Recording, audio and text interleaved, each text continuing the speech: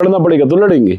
अच्छा, आपका एक वीडियो वायरल हो रहा है, कैंपेनिंग में आप जा रहे हैं, आप अकेले 3-4 लोग आप घर से निकले कैंपेनिंग के लिए और इतने कई सौ लोग आपके पीछे आ गए। ये लोग तो कहा, ये खुद ही बुलाए आपने? एक बात बताइए, मैं घर से लेके लोग क्यों निकलूंगा? लोगों को मैंने काम कर रखे हैं, अपने आप साथ जुड़ते चले जाते हैं। मैं अकेला, आप यकीन मानिएगा, मैं बिल्कुल अकेला निकलता हूँ। मैं कभी किसी का इंतजार भी नहीं करता। मेरे जो टीम वाले हैं, मेरे नितिन भाई हैं, विजय कश्यप भाई हैं, गुड्डू भाई हैं, देवीचंद भाई हैं, चंद्र प्रकाश हैं, जितने पार्टी के कार्यकर्ता या जितने मेरे दोस्त हैं, मित्र हैं, आज मुझे फोन कर करके पूछते हैं, भैया बताओ कब और कहाँ चलना है। आप यकीन मानिएगा, दूसरे लोग फोन करके लोगों को बुला रहे हैं और ये लोग मुझे बुलाते हैं। इन्हें पता है मेरे पिताजी की तबीयत ठीक नहीं है, वो भी।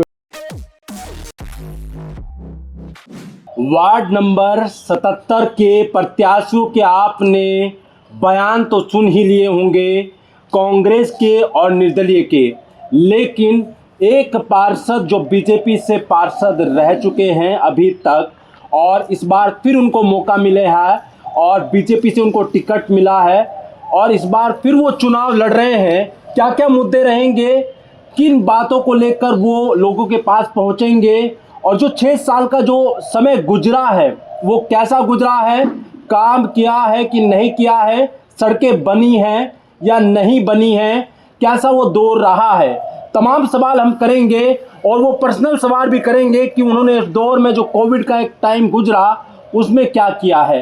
तमाम सवाल हम करेंगे। आफ्ताब जी, तमाम लोग चर्चा कर रहे हैं कि हम ये कर देंगे और वो कर देंगे, यानी कि काम के बारे में बात कह रहे हैं। आप पार्षद रहे हैं और कहा जा रहा है कि आपने 20 करोड़ से ज़्यादा की सड़कें बना दी, जो बजट है 20 करोड़ का। कौन कौन सी सड़कें हैं वो जो आपने बनाई हैं, जिस पर आपने काम किया है, और 6 साल का जो समय गुजरा है वो कैसा गुजरा है आपका? बहुत अच्छा समय गुजरा है और मैं सभी जितने भी माजरा की आवाम है उन सभी का शुक्रिया अदा करता हूं कि उन्होंने बहुत ही कोऑपरेट किया है और हर मामले में, कोई भी मामला हो, मेरा हमेशा साथ दिया है और इस साथ के लिए मैं उनका हमेशा आभारी हूं। और जहां तक सवाल सड़कों का है तो शायद ही माजरे की कोई ऐसी सड़क हो, 2-3 सड़कें मुझसे छूटी हैं, जैसे हमीद कॉलोनी की हो गई, एक छोटी सी सड़क तुम्हारी घनश्याम भाई साहब की हो गई, एक अनजाना भाई साहब की हो गई। इसके अलावा अगर नापने की बात करें तो एरिया कम से कम मैं आपको बताऊं 10 किलोमीटर के हिसाब से मैंने सड़कें बनाई होंगी। अगर मैं गिनती करने लगूं तो पेज ख़त्म हो जाएंगे। आप पूरे माजरे की सभी सड़कें देख लीजिए, सबका निर्माण मेरे द्वारा इन्हीं 5-6 साल में कराया गया है। प्रमुख तौर पे 4.5 करोड़ रुपए की, लगभग 4.5 करोड़ रुपए की सड़क तो एक अकेला संस्कृत लोक में बनी है। लगभग 2 करोड़ की नामदेव कॉलोनी में बनी है। ये विष्णुपुरम, इंद्रलोक कॉलोनी, शिव मंदिर कॉलोनी, मस्जिद वाली गली, शिव मंदिर वाली गली, ये सेवला नेगी स्वीट शॉप वाली रोड।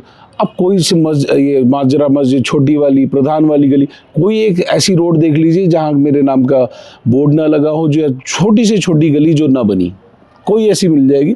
2-3 को छोड़ के बाकी सारी गलियों का निर्माण 1.25 करोड़ की लागत से हमने ट्यूबवेल का निर्माण कराया। सेवला कला में आज ट्यूबवेल लगा हुआ है, 2-3 मंजिल पे लोगों के घरों में पानी जाता है। अच्छा, एक कुएं के बारे में बहुत चर्चा में रहा, एक कुआं माजरा में कुआं है, वहाँ पर आपने एक बैठने के लिए लोगों के लिए एक टेबल वगैरह बनवाई है और ऊपर छत भी डलवाई है, वो क्या मामला था? देखिए, जनता की चीज़ है, जनता को समर्पित है, जो जिसका है उसके पास है। कुछ लोगों ने वहाँ इंक्रोचमेंट किया हुआ था, आज वहाँ सबके बैठने के लिए, मरने जीने के लिए एक सामुदायिक भवन बना हुआ है। लोगों ने बहुत चर्चाएं उठाई कि पार्षद ने शायद इसमें कुछ बेचने का या किसी से सुना सौदा कर लिया है कुछ। आज सबके सामने है, सच को छुपाया थोड़ी ना जा सकता है। सच को आदमी ज़्यादा दिन तक छुपा के नहीं रख सकता। आज जनता उसके आराम ले रही है, उसका फ़ायदा उठा रही है। जो लोग विरोध कर रहे थे आज वही लोग उसका फ़ायदा भी उठा रहे हैं और आम लोग तो बहुत खुश हैं इस बात से कि वहाँ एक अच्छा काम हो गया, उनके बैठने के लिए एक आसरा मिल गया, एक छत मिल गई। मेन रोड पे कोई आता है तो आराम से रुक जाता है, किसी की मैयत हो जाती है तो कम से कम कुछ लोग वहाँ बैठ जाते हैं। रात को अगर किसी के यहाँ इंतकाल हो जाता है तो कम से कम 20-50 कुर्सियाँ ऐसी हैं जो उसके अंदर आके लग जाती हैं। छोटे मोटे कुछ फंक्शन होते हैं, सगाई के, शादी के, बहुत सारे उसमें हो रहे हैं। तो खुश हूँ मैं अपने कार्यकाल से। शायद कोई संतुष्ट हो, लेकिन मैं कार्यकाल से 5 साल के कार्यकाल से इतना संतुष्ट था कि मैंने विधायक जी को भी कह दिया था भाई मुझे आगे चुनाव लड़ना नहीं लड़ना। लोग मेरे से बहुत खुश और मैं लोगों से बहुत खुश। अच्छा, ये किस्सा सुन रहे थे हम लोग कि इस बार का जो आपका, क्योंकि इस बार चर्चा में ये आ रहा था कि इस बार आप शायद खुद ही मना कर रहे हैं कि मैं जो काम कर लिया अब मेरा हो गया, अब किसी और को मौका मिलना चाहिए, लेकिन पार्टी ने कहा कि आपको टिकट हम दे रहे हैं, आपको दोबारा चुनाव लड़ना है। मैंने काफ़ी टाइम पहले से कहना शुरू कर दिया था मैं चुनाव नहीं लड़ूंगा, और मेरी चुनाव लड़ने की इच्छा भी नहीं थी। मैंने मना कर दिया था, मैंने 5 साल सेवा कर ली, अब किसी और को मौका दिया जाए। और दूसरी बात यह है, मैं इन 5-6 साल में अपना फाइनेंशियल बड़ा लॉसेस किए मैंने।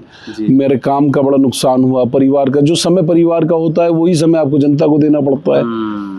लेकिन मेरे विधायक श्री विनोद चमोली जी द्वारा मुझे इंसिस्ट किया गया कि मैं दोबारा चुनाव लड़ूं। संगठन की भी यही इच्छा थी कि मैं दोबारा चुनाव लड़ूं, लोगों की भी यही इच्छा थी मैं दोबारा चुनाव लड़ूं। तो सबकी इच्छा का मान सम्मान रखते हुए मैं दोबारा चुनावी मैदान में हूं। अदरवाइज़ मैं इतने लंबे समय तक 1 साल तक सबको मना ही करता रहा कि मैं चुनाव नहीं लड़ूंगा। तो अगर ऐसा होता तो मैं कम से कम अपनी तैयारी शुरू करके रखता। वोट कौन से बढ़े, कौन से घटे, कौन सा एरिया बढ़ा, कौन सा एरिया घटा, इस पर मेरी ना नज़र रही ना आपत्ति रही। तो जो है आज की डेट में जो एरिया है, जो वोटर्स हैं, उस पर मैं चुनाव लड़ रहा हूँ। लेकिन जो पढ़ने वाला बच्चा होता है वो एग्ज़ाम के समय तैयारी नहीं करता, वो तो पूरे साल पढ़ता है।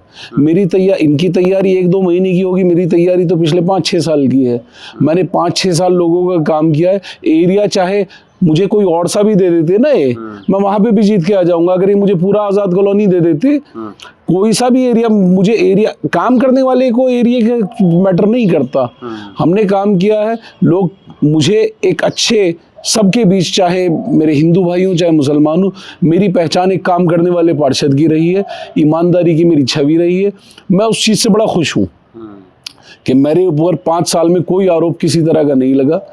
जिन्होंने लगाए भी थे, जिन्होंने 1-2 चीज़ें लगाई थी, आज वो खुद गैंगस्टर में जेल में बंद हैं।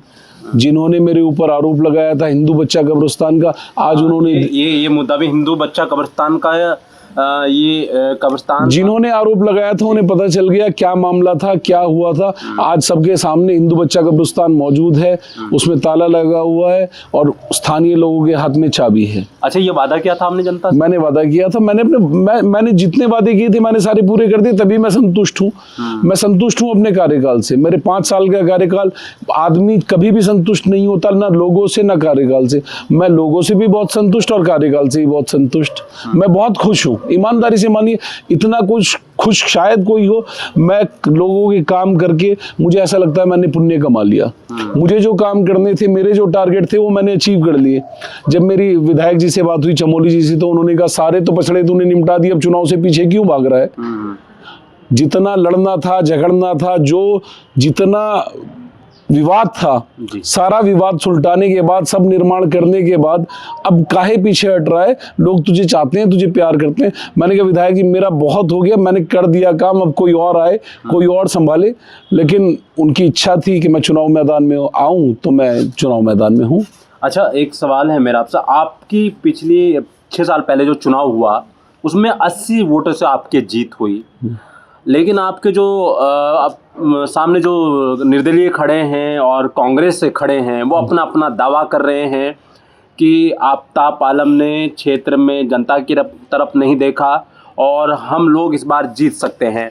तो इस पर आप क्या जवाब देंगे कि 80 वोटों से जीत जो 6 साल पहले हुई थी, इस बार का क्या आप देख रहे हैं? इन दोनों के बीच में आप खुद को कहाँ देख रहे हैं?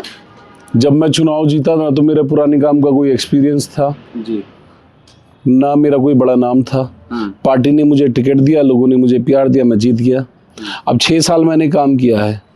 अगर पीछे किसी ने इतना काम किया हो, पिछले 15-20 साल में अगर इतना काम हुआ हो, आप असेस कर लीजिए, लोगों से पूछ लीजिए। कोई सड़क, कोई भी सड़क एक ऐसी छुट्टी हो, आप विष्णुपुरम जाइए, देखिए सड़क के हालात, टाइल वाली सड़क बनवाई है हमने, क्या खूबसूरत सड़क है। आप जाके निर्माण कार्य देखिए कितना हुआ है, कितना पुराने वालों ने किया है, कितना मैंने किया है। ये तो हुई एक बात। पिछले 1 साल से तीनों लोग हम पार्षद नहीं थे। मैं निवर्तमान हो गया था, 2 और नहीं थे। पिछले 1 साल में जनता के साथ कौन किस मुद्दे पे खड़ा हुआ है, ये लोगों को पता चल जाएगा, आपको पता चल जाएगा। किसने कितना काम किया है, इसका फैसला मैं नहीं करूंगा। ना कोई और करेगा। इसका फैसला तो जनता के हाथ में है। हम जनता के सामने इसीलिए तो गए हैं। तीनों लोग हैं, जिसको जनता पसंद करेगी उसको वोट देगी। तीनों अच्छे हैं, हम किसी की बुराई हम नहीं करते, किसी की बुराई। भाई तीनों अपने अपने नाम पे वोट मांग रहे हैं, हम अपने काम पे वोट मांग रहे हैं। हमने जो काम किया है हम तो उसके नाम पे वोट मांग रहे हैं कि अगर आपको हमारा पिछले 5-6 साल में काम सही लगा हो तो वोट देना, अगर काम सही ना लगा हो तो वोट मत देना, कोई दिक्कत नहीं है। अगर काम पसंद आया है तो वोट दें। अच्छा, जनता ने मुझसे बहुत सवाल किए हैं पर्सनली आपको लेकर कि आफ्ताब आलम जी कितने पढ़े लिखे हैं, और क्लास में सुना जाता है कि आप पढ़ने में होशियार थे, लेकिन डिग्री के हिसाब से क्या अभी मैंने सुना LLB भी कर लिया आपने? देखिए, पढ़ाई जो है एक चीज़ शौक होती है। किसी को पैसा कमाने का शौक होता है, किसी को मौज मस्ती करने का शौक होता है। मुझे पढ़ाई का शौक है। अब पढ़ाई का शौक है तो पहले ग्रेजुएशन किया, फिर MBA किया। अभी एक और नया शौक जागा कि लॉ भी किया जाए। कई बार ऐसा होता है, आप चौकी जाते हो, थाने जाते हो, पुलिस वाले आपको धाराएं बताते हैं, बोलते हैं वकील को लेके आओ। गरीब आदमी अपना वकील कैसे लेके आएगा? जमानत करानी होती है तो वकील को पैसे भी देने होते हैं। तो सोचा कम से कम एक काम ये और कर लिया जाए ताकि कुछ लोगों का भला हो सके। तो अभी मेरा लॉ कंप्लीट हुआ है, 3 साल का लॉ था, वो मैंने कंप्लीट कर चुका हूँ और उम्मीद है कि ये चीज़ भी लोगों के काम आएगी। मेरा काम करने के लिए आपको पद की ज़रूरत नहीं होती। मैंने 1 साल जो काम किया है, जो आपने पानी भरने का भी पीछे वीडियो शायद आप लोगों ने भी डाला था, नहीं हमने उसका निवारण भी मेरे ही द्वारा हुआ है। आज आप वहाँ जाइए मित्तल कॉलोनी में, जो मदनी कॉलोनी है, वहाँ की रोड बनी है, वहाँ की नाली बनी है और काम अभी भी चल रहा है। 25 लाख की लागत से अभी विधायक जी द्वारा ये काम कराया गया। 1 साल बाद, मैं पार्षद नहीं हूँ, उसके बाद भी 50 लाख के काम अभी भी है जो हो रहे हैं। हमने एक वीडियो चलाया था आपका, आप लोगों को बता दें, कोविड के वक्त महामारी में लगातार लोग हॉस्पिटल की तरफ भाग रहे थे। एक मदरसे को यहाँ पर हॉस्पिटल बनाया गया था, वो इसलिए याद दिला रहा हूँ मैं, लोग कहीं ना कहीं भूल जाते हैं। और आपके जहन से भी मैं बात लेना चाह रहा हूँ कि वो हॉस्पिटल का, एक मदरसे को एक नॉर्मल हॉस्पिटल बनाने में ये कहाँ से आप लोगों ने सोचा था? कहीं ना कहीं लोग कहीं घर से बाहर निकलने में डर लग रहा था लोगों को, और लोगों को आपने यहाँ एडमिट करा, उनकी देख रेख का 15 दिन क्वारंटीन रखा लोगों को आपने बिना डर के, और लोग आए भी उस मदरसे में। वो वीडियो मेरे पास मौजूद है। वो कहाँ से ख्याल आया था आप लोगों को? देखिए रहीम भाई, मैं फिर चीज़ें फ्लैशबैक में आ जाती हैं, याद आ जाती हैं। मुझे वो दिन भी याद आ गया जब पूरा सड़क पर एक आदमी भी नहीं था और आप शायद एक इंटरव्यू करने आए थे और हम वहाँ ट्रांसपोर्ट नगर पे आपको मिले थे। तो आप ये देखिए, और वीडियो भी बड़ा आपका बहुत हिट हुआ था। मेरे ख्याल से आज का आपका, आज तक का आपका सबसे बड़ा हिट, 1.5-2 मिलियन व्यूअर्स थे उस पे। तो हमने काम किया है सवाब की नियत से। ट्रांसपोर्ट नगर में हमारे कौन से वोटर थे? कोई वोटर नहीं। आप जिसको हम खाना खिला रहे थे उससे हमें क्या फायदा था? कोई फायदा नहीं था। आप बाहर के लोग थे, बाहर के लोग थे। 1000 लोग डेली वहाँ पर, कई सौ लोग लाइन में लग के खाना बंटता था वहाँ पर। और जो मैं देखता हूँ कि आप साथ रहते थे, आपकी पूरी टीम वहाँ खाना बांटते थे। वो वीडियो मैं दिखा सकता हूँ साथ में, वो वीडियो भी अटैच कर दूंगा। कि वो ख्याल आप लोगों को, तो मैं यही कह रहा हूँ, मैं कभी सोचा ही नहीं, मैं वोट के हिसाब से कभी काम नहीं किया। जहाँ यहाँ माजरा में जिन लोगों का इलाज हुआ, क्या वो माजरा के थे? आपने कवर किया वो, तो इत्तेफाक से बात याद आ गई। मैंने मजदूर तबका, तमाम लोग जो बाहर के रह रहे थे उनको, जो देखिए, काम इंसान को सवाब की नियत से, पुण्य की नियत से करना चाहिए। नेकी कर दरिया में डाल, काम कर, कर्म कर, फल की इच्छा मत कर। मैंने अगर रोड्स का काम भी किया, कभी मैंने वार्ड 77 को केंद्र करके नहीं किया। मैंने सना मस्जिद वाली रोड विधायक जी द्वारा बनवाई गई, उसके पीछे वाली रोड बनवाई गई, गढ़वाली कॉलोनी वाली बनवाई गई, जहां मौका मिला C15 बनवाई गई। क्या वो मेरे वोटर थे? मैं वोटर को दिमाग में रख के कभी कोई काम नहीं किया। सेवले में ट्यूबवेल लगा, उसका फायदा सेवले वाले भी उठा रहे। काम सबके लिए होता है। मेरी बाउंड्रीज थोड़ी ना, मैं लिमिटेड थोड़ी ना हूँ कि मैं इसमें लिमिटेड रहूंगा वार्ड 77 में। मेरे विधायक जी द्वारा मुझे आदेश किया, जहां वो कह देते हैं मैं वहां काम पे लग जाता हूँ, मेरा क्षेत्र हो या ना हो। जहां वो बोलते हैं कि आफ्ताब जाओ उस चीज को देखो, ठीक है भाई, पहुंच गए, हम तो आदेश का पालन करने वाले हैं। एक अच्छा कार्यकर्ता, सच्चा कार्यकर्ता या एक अच्छा इंसान वो है जो अपनी परवाह ना करे कि मुझे इससे क्या लाभ होगा, क्या हानि होगी। हम काम में विश्वास रखते हैं, फल में विश्वास नहीं रखते। आज भी विधायक जी का आदेश था, आफ्ताब चुनाव लड़ना पड़ेगा, ठीक है भाई, चुनाव लड़ रहे हैं। रिजल्ट की परवाह सैनिक नहीं करता। हमारा काम तो ऑर्डर फॉलो करना है। हमारे लोगों ने हमें कहा, विधायक जी ने हमें कहा, पार्टी के ऊपर से आदेश आया, भी चुनाव लड़ना पड़ेगा तुम्हें, तो लड़ना पड़ेगा तो लड़ेंगे।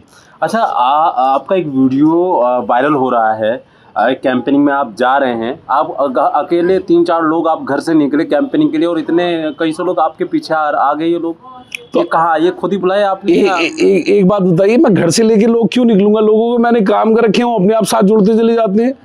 मैं अकेला, आप यकीन मानिएगा, मैं बिल्कुल अकेला निकलता हूँ। मैं कभी किसी का इंतजार भी नहीं करता। मेरे जो टीम वाले हैं, मेरे नितिन भाई हैं, विजय कश्यप भाई हैं, गुड्डू भाई हैं, देवीचंद भाई हैं, चंद्र प्रकाश हैं, जितने पार्टी के कार्यकर्ता या जितने मेरे दोस्त हैं, मित्र हैं, आज मुझे फोन कर करके पूछते हैं, भैया बताओ कब और कहाँ चलना है। आप यकीन मानिएगा, दूसरे लोग फोन करके लोगों को बुला रहे हैं और ये लोग मुझे बुलाते हैं। इन्हें पता है मेरे पिताजी की तबीयत ठीक नहीं है, वो भी वेंटिलेटर पे हैं। मैं बोल भी चुका हूं इनको कि सब कुछ आप देख लीजिए। मैं अभी हॉस्पिटल से आया हूं, आपके सामने आपका फोन आया। जी। मैं हॉस्पिटल था, अभी हॉस्पिटल से ही मैं वापस आ रहा हूं, तब आपसे मुलाकात हुई, आपसे बात हुई। और मैं उम्मीद भी करता हूं कि मेरा जो चुनाव है, ये मेरा चुनाव नहीं है, ये माजरा की जनता का, उसके विकास का चुनाव है। और मुझे लगता है कि ये मैं नहीं लड़ रहा हूँ, ये हम चुनाव लड़ रहे हैं, हिंदू और मुस्लिम मिलके एक साथ।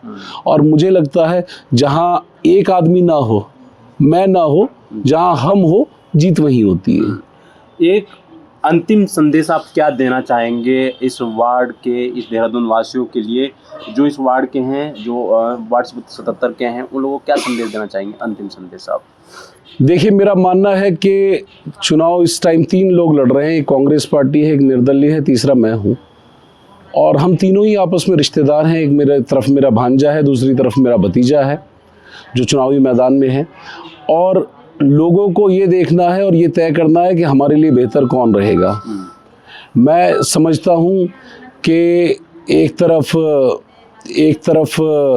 हमारे कांग्रेस के प्रत्याशी हैं, एक तरफ निर्दलीय प्रत्याशी हैं।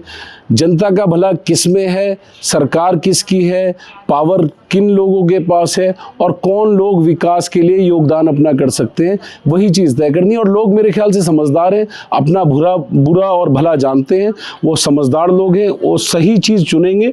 मेरा ऐसा मानना है, मैं खुद को अक्लमंद समझूं, इससे अच्छा मुझसे ज़्यादा अकल लोगों के पास है। वो पूरी अकल रखते हैं, अपना भला बुरा जानते हैं। मुझे लगता है वो एक ही पक्ष में वोट करेंगे और वो अपने भलाई के लिए वोट करेंगे। मेरे ख्याल से किसी को पर्सनल, ना तो पैसे के लिए, ना पर्सनल रिश्तेदारी के लिए, वो वोट करेंगे अपने भविष्य के लिए, अपने उज्जवल भविष्य के लिए और बेहतर भविष्य के लिए। आपको माजरा हो या देहरादून का कोई भी वार्ड हो, लगातार हम काम के बारे में, प्रत्याशियों के बारे में लगातार अपडेट करते रहेंगे। आप देखते रहिएगा समाचार इंडिया।